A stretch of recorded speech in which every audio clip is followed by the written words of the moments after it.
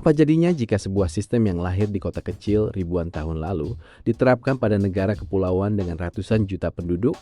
Apakah demokrasi benar-benar berjalan dari rakyat, oleh rakyat, dan untuk rakyat? Atau makna itu berubah ketika dihadapkan pada realitas pemerintahan modern?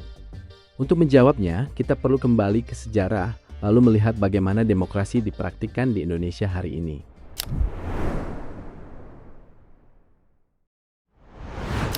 Demokrasi pertama kali berkembang di Yunani kuno, terutama di kota seperti Athena. Saat itu jumlah warga negara relatif sedikit dan hidup dalam satu wilayah terpusat. Demokrasi dijalankan secara langsung, warga berkumpul, berdiskusi, dan mengambil keputusan bersama. Konsep dari rakyat, oleh rakyat, dan untuk rakyat benar-benar dilakukan secara partisipatif. Namun sistem ini lahir dalam konteks masyarakat kecil, bukan negara dengan ratusan juta penduduk seperti Indonesia.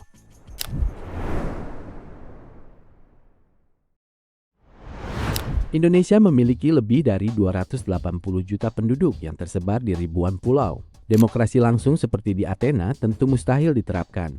Karena itu, sistem demokrasi Indonesia dijalankan melalui mekanisme konstitusional yang diatur dalam Undang-Undang Dasar 1945. Salah satu ketentuan pentingnya adalah Pasal 6A, yang mengatur bahwa presiden dan wakil presiden dipilih dalam satu pasangan secara langsung oleh rakyat. Pasangan calon diusulkan oleh partai politik atau gabungan partai politik peserta pemilu.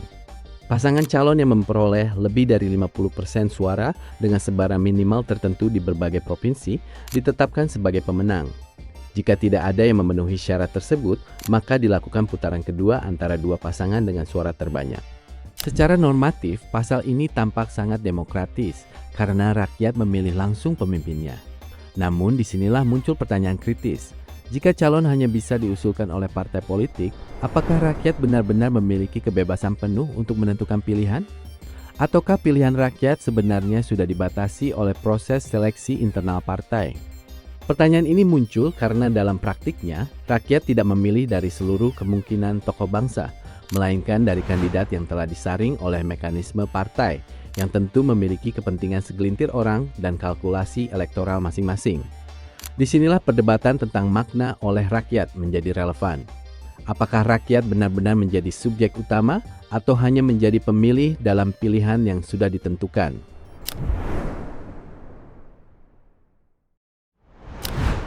Demokrasi tetap dapat berjalan di Indonesia. Namun pelaksanaannya harus disesuaikan dengan nilai dan filosofi bangsa sendiri, yakni demokrasi Pancasila.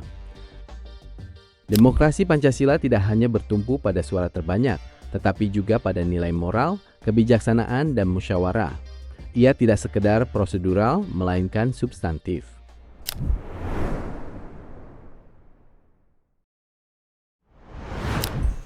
Sila keempat Pancasila berbunyi, kerakyatan yang dipimpin oleh hikmat kebijaksanaan dalam permusyawaratan perwakilan. Frasa ini menegaskan bahwa kepemimpinan ideal lahir dari musyawarah yang dipandu hikmat kebijaksanaan. Sistem perwakilan yang dimaksud bukan sekedar representasi administratif, tetapi representasi moral. Perwakilan dalam sila ini seharusnya adalah negarawan sejati, figur yang mengutamakan kepentingan bangsa di atas kepentingan golongan, memiliki integritas dan berpikir jauh melampaui kepentingan jangka pendek. Negarawan adalah orang yang bijaksana, berwibawa, visioner, serta ahli dalam ilmu kenegaraan, ilmu pemerintahan, dan ilmu politik. Namun dalam realitas pemerintahan saat ini, gagasan tersebut sering dianggap sulit diwujudkan melalui partai politik yang lebih berorientasi pada kompetisi kekuasaan dan kemenangan elektoral. Demokrasi di Indonesia bukan sesuatu yang mustahil. Tantangannya bukan pada konsepnya, melainkan pada bagaimana ia dijalankan. Apakah demokrasi hanya menjadi prosedur pemilihan 5 tahunan, atau benar-benar menjadi jalan musyawarah yang menghadirkan negarawan dan mewujudkan kesejahteraan bersama? Disitulah perdebatan tentang demokrasi Indonesia terus hidup antara teks konstitusi dan praktik pemerintahannya.